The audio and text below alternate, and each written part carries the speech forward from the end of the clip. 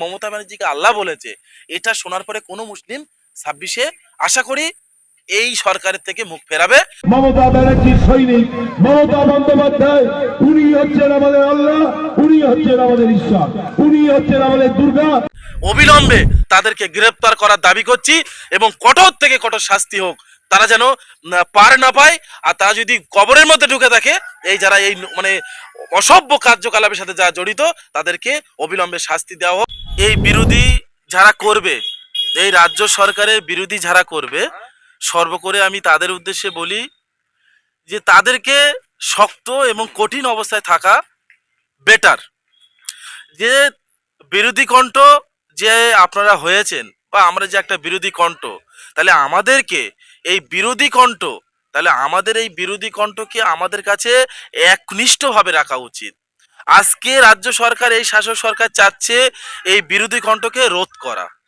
তাহলে সেখানে আমার কাশেম ভাইয়ের কথা বারবার মানে সোশ্যাল মিডিয়ায় উঠে আসছে যে কাশেম ভাই যখন একটা জায়গাতে একটা প্ল্যাটফর্ম ছেড়ে যখন শাসক দলে উনি পদার্পণ করেছে, কিন্তু তারপরে যে ওনার যে একটা ওনার মানে শাসক দলের আগে যে ওনার বিরোধী কণ্ঠ ছিল, তারা যে মানে আওয়াজটা ছিল অনেকটা সুমধুর, যে যে কোনো বিষয় যদি কোনো রকম বেগে বাংলায় কোনো অরাজকতা হয়, সর্বপ্রথম উনি তার কণ্ঠ মেলাতো যে কেন বাংলায় এই ধরনের কার্যকলাপ হবে।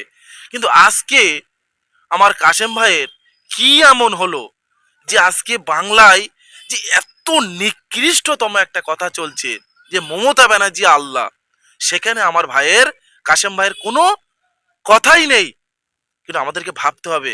আমি কাশেম ভাইকে আমার দৃষ্টি আকর্ষণ করছি যে ভাইজান, আপনি যদি এভাবে যদি চুপ হয়ে যান, তাহলে বাংলার মানুষ বা আমরা আপনাদের দেখেই এক সময় আমরা দলটা করতাম, কিন্তু আজকে বাংলার মানুষ কাদের দেখে শিক্ষাটা নেবে?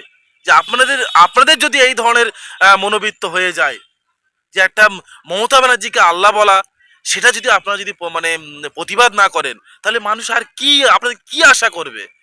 কারণ দাদা পীর আবু বকর সিদ্দিকী রহমাতুল্লাহ আলাইহের চতুর্থ প্রজন্ম এনারা। তো এদের বিষয়ে ব্যক্তিগতভাবে বলার কিছু নেই, তবে এটুকু সাধারণ মানুষ হিসাবে বা ওনাদের পীর আবু বকর সিদ্দিক রহমাতুল্লাহ আলাইহের অনুসারী এবং আমার বাপ দাদাদের যে ওনাদের যে আমরা মেনে আসছে বা আমরা যারা মানি, এটুকুই বার্তা যে অন্যায়কে এভাবে বাংলা থেকে যদি আপনারা যদি মুখ বুজে থাকেন, তাহলে এটা কিন্তু দেখতে অনেকটা খারাপ লাগছে যে আজকে নানা দিকে যখন আমার কাশেম ভাই, আমি ওনাকে এখনো শ্রদ্ধা করি এবং উনি এখনো আমাদের ভাই, কিন্তু আমি এটুকু বলবো যে আপনারা বলুন, আপনারা অন্তত আপনাদের কণ্ঠকে মেলান যে বাংলা আর কত অরাজকতা করবে। এদিকে শুনছি চারিদিকে একটা যেন মানে মানে অ্যাকচুয়ালি নৈরাজ্যই পরিণত হয়েছে বাংলা, গোটা বাংলা যেন একটা থমথমে ভাব, কি পরিস্থিতি। কিন্তু আপনারা মুখ আমার মানে অ্যাকচুয়ালি আমরা বলবো যে আপনারা আপনাদের কণ্ঠ মেলান, তাতে বাংলার মানুষ আপনাদেরকে অনেক ভালোবাসবে। শুনছিলাম আমি কাল কোনো এক সোশ্যাল মিডিয়া দেখছিলাম, দেখার পরে এটা দেখে আমি এইটুকু অনুভব করলাম যে যিনি বলছে উনিও কিন্তু ভাঙড়ের অবজারভার। আর আমার ভাইজান নওশাদ সিদ্দিক, এমএলএ নওশাদ সিদ্দিক, ইনিও কিন্তু অবজারভার হয়েছেন, শুধু মানে ভাঙড়ের তথা মন্দির বাজার। কিন্তু আমার কাছে বক্তব্য, নওশাদ সিদ্দিক এখানে অবজারভার হয়েছে। এই নওশাদ সিদ্দিক অবজারভার হওয়ার পেছনে অনেক রহস্য। ইনি কেন অবজারভার হয়েছে? যে আজকে আমাদের সাধারণ মানুষ যেখানে যেখানে সাধারণ মানুষ আজকের মুখ খুলতে পারছে না, সেখানে আজকের ভাইজান অবজারভার থেকে অ্যাক্টিভ একটা কাজ করার মনোভাব নিয়েছে যে আগামী দিন এই নৈরাজ্যকে, এই সাম্প্রদায়িক শক্তিকে বিনষ্ট করার জন্য, একটা সুন্দর ভাঙড়কে আমাদের কাছে উপহার দেওয়ার জন্য আজকে তিনি অবজারভার হয়েছে। আর কে ওই বলছে যে ইনি অবজারভার হয়েছে শেষ বিদায় নেবে, হ্যান বিদায় নেবে, এটা এটা আশা করি ভাঙড় তথা বাংলার মানুষ এনার জবাবটা ভোটের মাধ্যমে দেবে। আর আগামী দিনে যে আমি আবারও বলছিলাম, একই কথা বারবার বলি যে নওশাদ সিদ্দিকের কথা, ওনার কথা কেন বলবো না? উনি এক আদর্শবান নেতা, জানার অনুপ্রেরণা আমরা অনুপ্রেরণিত, ওনাকে আমাদেরকে আইডল লাগে, ওনাকে আমরা আইডিওলজি ভাবি। তাহলে সেই নওশাদ সিদ্দিককে হারানোর এত প্রতিক্রিয়া কেন? তিনি আজকের বিরোধী কণ্ঠ, তিনি একমাত্র বিরোধী কণ্ঠ বাংলায়। চুপ করো। তিনি একমাত্র বিরোধী কণ্ঠ বাংলায়।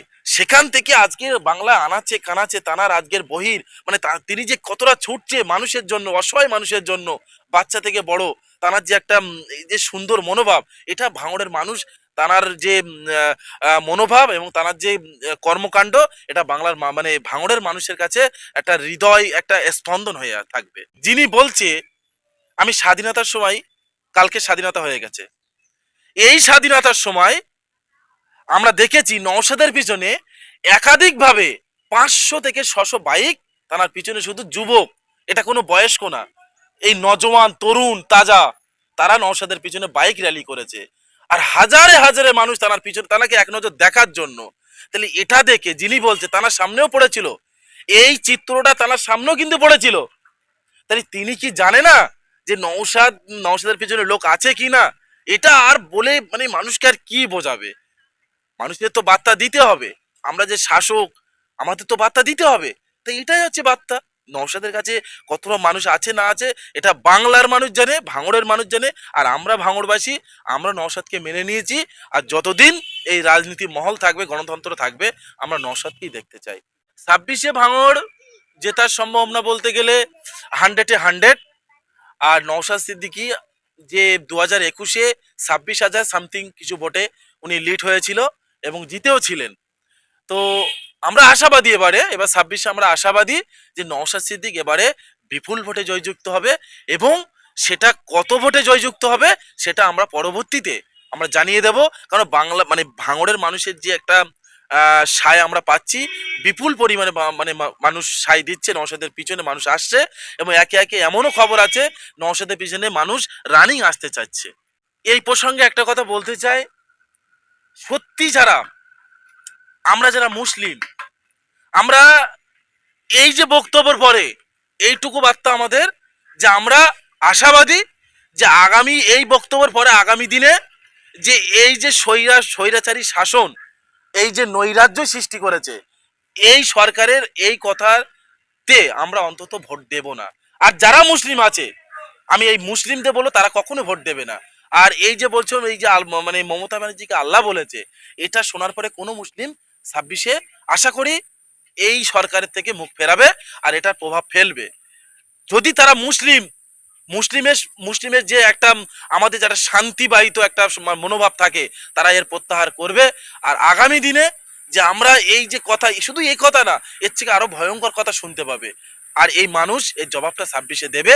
এটাও শুনছিলাম যে কিছুদিন আগে গরু কাণ্ডে একটা মানে বয়স্ক কয়েকজনা গরু নিয়ে যাচ্ছিল। হ্যাঁ, তারা ব্যবসা করতেই পারে, লিগ্যাল প্রসেসে তারা ব্যবসা করছিল, সেখান থেকে তাদেরকে মারধর করা হলো, তাদেরকে দাড়ি বন্ধ ধরা হলো।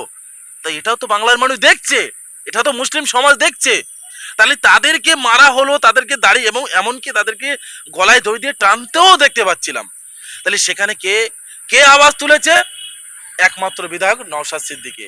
তার আওয়াজে শুনছি অনেক সবাই গ্রেপ্তারও হয়েছে।